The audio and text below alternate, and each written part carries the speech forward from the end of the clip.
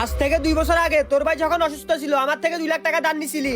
কালকের ভিতরে 2 লাখ টাকা দিবি, না দিলে তুই আর তোর ভাই শেষ। ব্যাপারটা কি বুঝছস?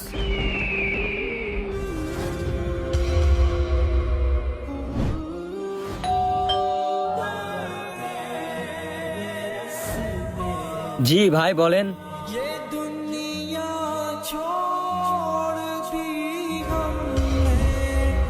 ছোট তাবলিগের লোক আসছে, আমি কি ওদের সাথে যাব? ভাই তুমি নিশ্চিন্তে তাবলিগে যাও, বিপদে সাহায্য করার মালিক তো আল্লাহ। ছোট আমি যতদিন তাবলিগে ছিলাম ওই লোক তো মনে হয় টাকা নিতে আসে নাই। আসে নাই মানে আপনি যেদিন গেছেন ওই দিনও তো টাকাগুলো দিয়ে গেছেন ওদেরকে দেওয়ার জন্য। আমি এই নে ছোট, ওরা আসলে ওদের দ্বারা টাকাগুলো দিয়ে দিস।